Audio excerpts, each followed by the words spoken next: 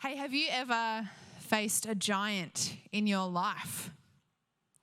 Now, I'm not talking about those physical giants that you might see in those like fantasy movies or read about in books. I'm not talking about those.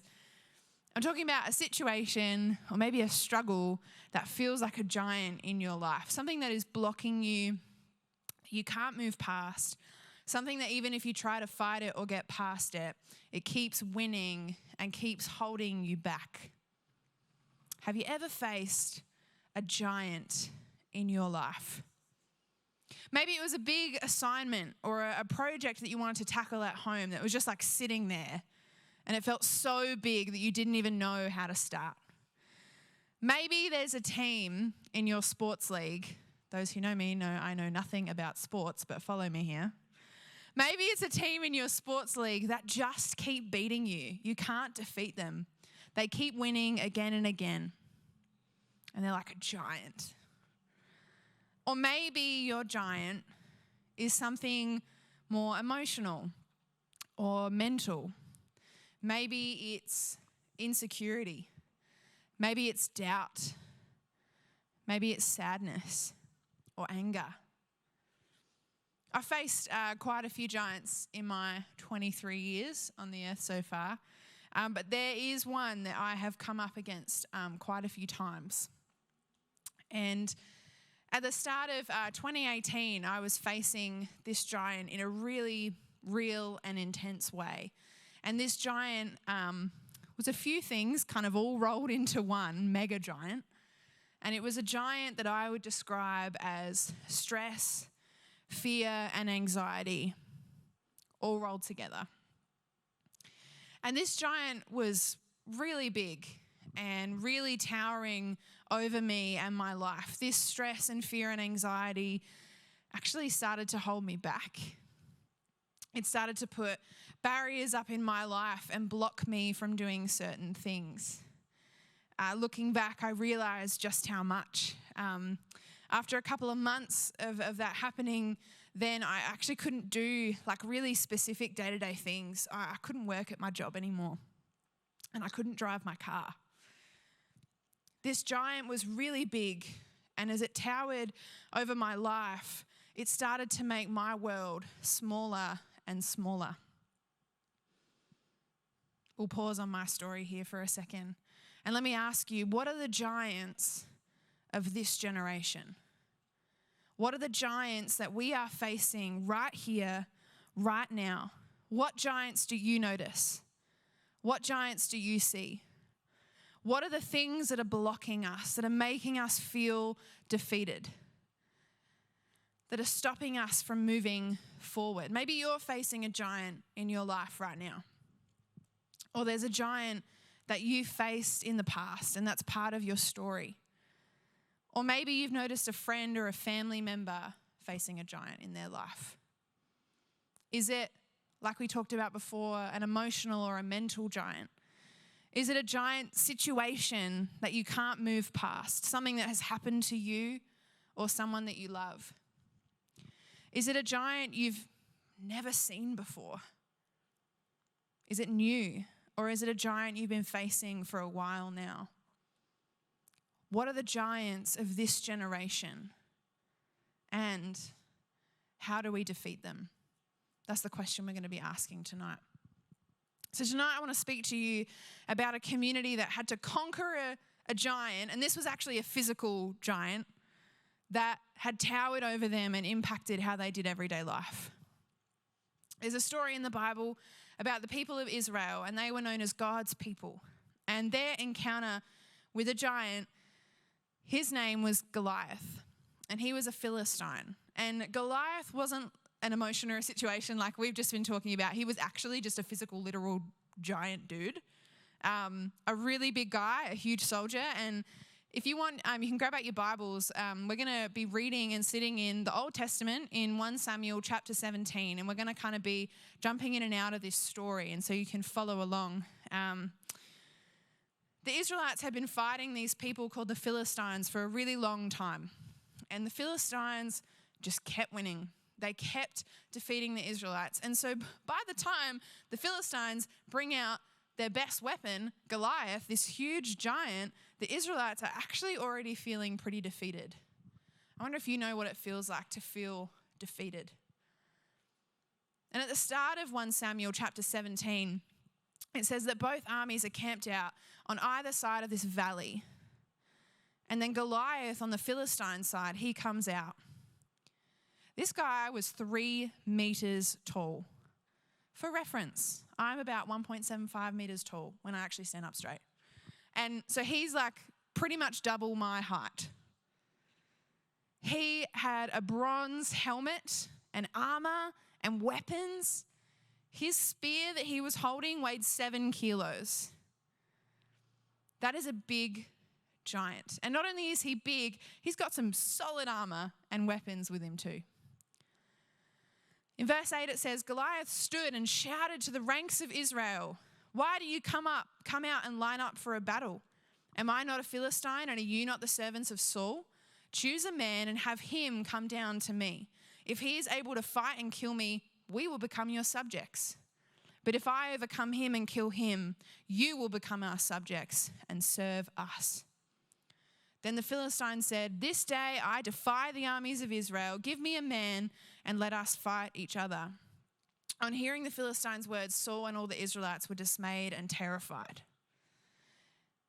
And if we read a little bit later on, it says Goliath did this for 40 days, morning and evening. And he said the same thing. So for 40 days, morning and night, the Israelites would hear Goliath shouting this from across the valley, and they were freaked out. They were terrified. They didn't even try. It felt impossible for anyone in their army to even face and come up against this giant, let alone to beat him. This giant was blocking Israel. They felt scared. They already felt defeated before they even tried to fight him. If we keep reading this story, a guy called David shows up. Now, David was an Israelite. He had 7 brothers, and he was the youngest. And we don't know for sure, but we kind of think David was a teenager, like mid to late teens. Some of his brothers, his older brothers, were on the battlefield. They were soldiers. He was too young to be on the battlefield. And so David had been going from home where his job was to look after sheep and be a shepherd. And he took that really seriously. He would travel from home to the battlefield to take some food and supplies to his brothers, and then he'd go home again. Kind of like their Uber Eats driver, like just every now and again. He'd just take them really nice bread and cheese. Wouldn't that be great? Someone just rocked up at your house, brought you bread and cheese. I'd be a fan. Take note, guys. If you ever want to bless me, bread and cheese. Then, when David was doing one of those Uber Eats trips, he was talking to one of his brothers, and David was actually there when Goliath came out and yelled his big speech again, the same speech he'd been doing for 40 days and 40 nights. The one where it's like, "Hey guys, come fight me." And David saw all the Israelite soldiers running away because they were scared. And David was like, "This doesn't make any sense. Why aren't we trying to fight this guy?" So he started actually asking around for some more info. So if you imagine, it's like this battlefield with all these older guys, all these soldiers, and there's this teenager running around asking, "Who's this guy? Why aren't we fighting him? What are you going to do about it?" It'd be a bit weird. And so Saul, who was the king and the head of the army, heard that David was doing this.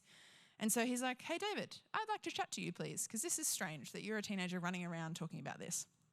And that's where we're going to pick up the story in verse 32. So it will be on the screen. Hopefully you got your Bibles ready, and we'll read that. David said to Saul, "Let no one lose heart on account of this Philistine. Your servant will go and fight him." David was talking about himself. He put his hand up. Saul replied, "You are not able to go out against this Philistine and fight him. You're only a young man, and he's been a warrior from his youth." But David said to Saul, "Your servant has been keeping his father's sheep. When a lion or a bear came and carried off a sheep from the flock, I went after it, struck it, and rescued the sheep from its mouth. And when it turned on me, I seized it by its hair, struck it, and killed it.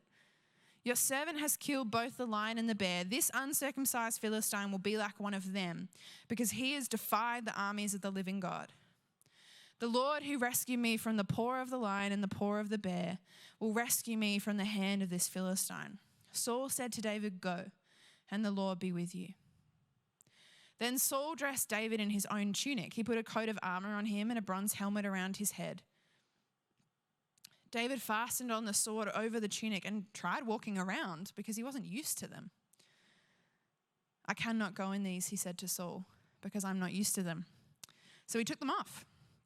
Then he took his staff in his hand, chose 5 smooth stones from the stream, put them in the pouch of his shepherd's bag, and with his sling in his hand, approached the Philistine. Meanwhile, the Philistine, with his shield bearer in front of him, kept coming closer to David. He looked David over and saw that he was little more than a boy, glowing with health and handsome, and he despised him. He said to David, "Am I a dog that you come at me with sticks?" And the Philistine cursed David by his gods. "Come here," he said, "and I'll give your flesh to the birds and the wild animals." David said to the Philistine, "You come against me with sword and spear and javelin, but I come against you in the name of the Lord Almighty, the God of the armies of Israel, whom you have defied. This day the Lord will deliver you into my hands, and I'll strike you down and cut off your head. This very day I will give the carcasses of the Philistine army to the birds and the wild animals, and the whole world will know that there is a God in Israel. All those gathered here will know that it is not by sword or spear that the Lord saves, for the battle is the Lord's, and he will give all of you into our hands." As the Philistine moved closer to attack him, David ran quickly toward the battle line to meet him. Reaching into his bag and taking out a stone, he slung it and struck the Philistine on the forehead. The stone sank into his forehead and he fell face down on the ground. So David triumphed over the Philistine with a sling and a stone. Without a sword in his hand, he struck down the Philistine and killed him. David is someone who shows us how we can face the giants in our lives, the giants of our generation, the things that are blocking us from moving forward, the things that we are afraid of, the things that feel impossible to beat. There are 3 key moments in this story that show us how to face a giant. And if you're taking notes, I want you to write this down. 3 things to remember when we face a giant. Number 1, look back. Look back at stories of God's victories. When David is talking to Saul about fighting Goliath, he remembers stories from when he had fought off wild animals to protect his sheep. He says, "The Lord who rescued me from the paw of the lion and the paw of the bear will rescue me from the hand of this Philistine." David is looking back at stories of God's victories in his life. And by looking back, he has confidence that God will show up and rescue him again. He has confidence. When we are facing giants in our lives, we need to find confidence in the stories of God's past victories. Stories from our lives, stories we hear from the people around us, and stories we read in the Bible just like this one. The second thing to remember when we're facing a giant is this: don't rely on the world's armor. Don't rely on the world's armor. Saul tries to put his battle armor on David, and David says, "No thanks." The people around David expected him to run into battle like a soldier with all this armor on and fight Goliath with his own strength. This wasn't how God was leading David to fight this fight. David followed God rather than listening to the world around him. I just want to pause here for a second and be really clear. Sometimes we need to use tools and resources around us to fight the giants in our lives. Those are tools and resources that God puts in our life for us to use. But what we learn from David's story is that we just need to take a second to check in with God and to get a sense of which ones he wants us to use. God still got David to use a tool with his sling and stones. David didn't just run out onto the battlefield with absolutely nothing in his hands and hope that he could knock Goliath down just by looking at him. or just by pointing and being like, all right, God, do it. David still used the tools and resources that were available in the world around him. He just didn't use the ones that everyone assumed he would or should. David listened to God rather than blindly following the people around him. Number 3, the third thing to remember when we're facing a giant that David teaches us is this: the battle belongs to God. The battle belongs to God. When David faces Goliath, he says, I come against you in the name of the Lord Almighty. All those gathered here will know that it is not by sword or spear that the Lord saves, for the battle is the Lord's, and he will give all of you into our hands. David knows and believes that the battle belongs to God. And because of that, he can step into the authority that God's power gives him. He can claim God's name over this situation. He can claim God's power. When we are facing giants in our lives, how can we step into this same authority? What battle are we stepping into today where we need to declare that the Lord will win?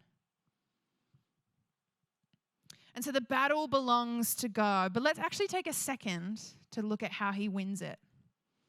How does God choose to win this battle? Because sometimes, if we're facing a giant in my life, we might wish that God would just make it disappear.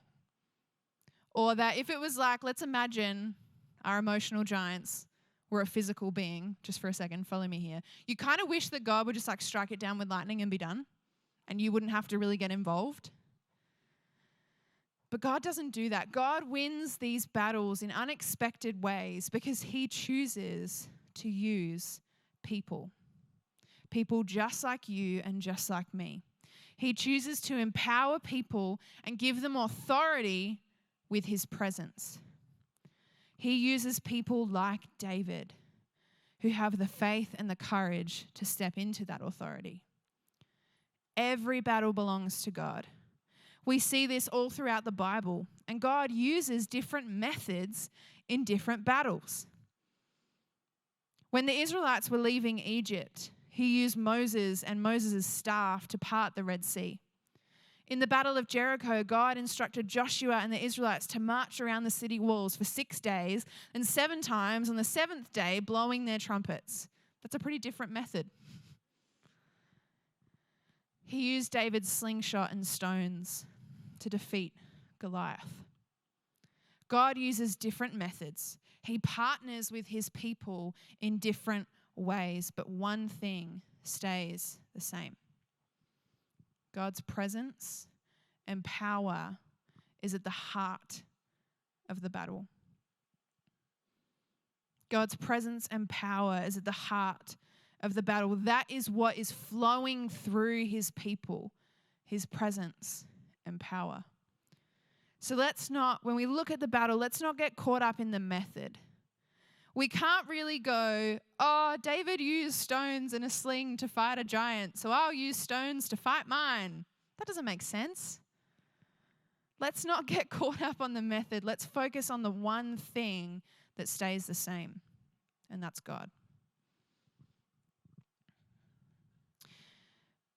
So for the first few months of 2018, I was face to face with this giant in my life. This giant of stress and fear and anxiety. It started to hold me back, and I wasn't really sure how to face it, actually. And there was one day where I got a really clear sense. I got a really clear sense that the right step for me to take was to get some more professional help. And I just had this gut sense that these were the tools and the methods that I needed to lean into and access. Now, I'd actually already been accessing some of those methods, but I needed to make a change. So my sling and stones, my tools and my method became a great doctor, a great psychologist, and medication.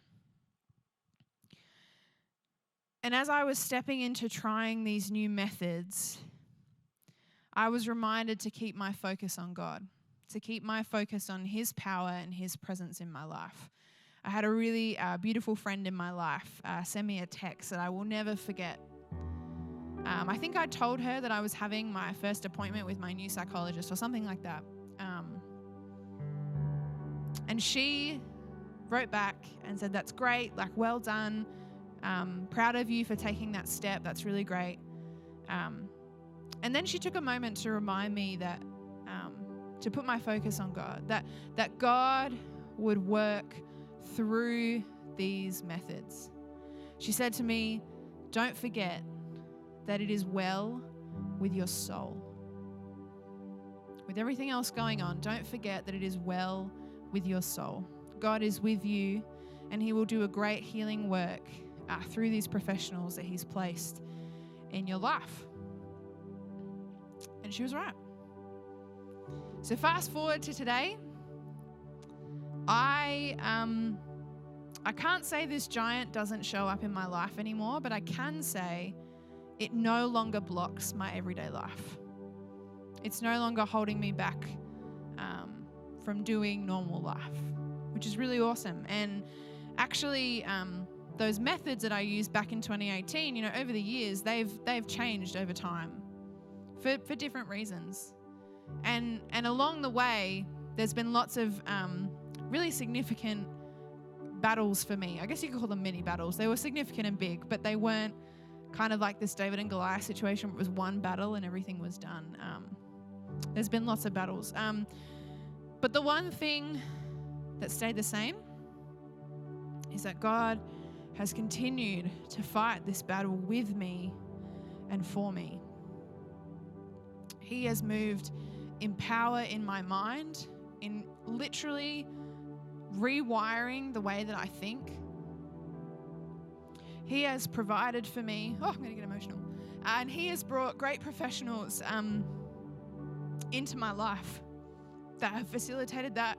He's continued to bless me with a really incredible support network as well. He's just been with me. Like, He's actually never left me or never forsaken me. Even in moments where I maybe felt like that He did, I've seen later that He didn't. He has been on the front lines of this battle, and that has never changed. Whew. You might notice that my story is a bit different to David's. My giant hasn't been knocked down in one hit. And sometimes when that happens, we can actually just get discouraged. Like, let's name that. We can get discouraged when this giant might keep showing up again and again. And we might think, does that mean God didn't win? Well, I'm here to tell you I don't believe that's true. Over the years, I've realized that if my giant was knocked down in one hit, knocked down straight away, I actually would have missed out on the beauty in the mini victories. Like, the mini battles meant I got to experience mini victories as well. And there are so many important pieces of growth and development that God has given me through each of those times that I would have just missed out on if the giant was knocked down in one go. So what do we do when that's the case? What do we do when we have this giant that keeps showing up, that doesn't get knocked down in one hit? Maybe it's a little bit smaller, maybe it's a little bit further away, maybe it has less power, but it's still there. What do? We keep showing up to the battle, and we keep trusting God. We can still have confidence in Him. We can still look back. We can receive His guidance and wisdom around what tools and methods to use. And we can claim authority in the truth that the battle belongs to God. He will guide us in what the next step is as we face our giants. There's one thing I want you to remember from everything we've talked about tonight, it's this. God's presence and power will give you the authority to face the giants of this generation. I'm going to say that again. God's presence and power will give you the authority to face the giants of this generation.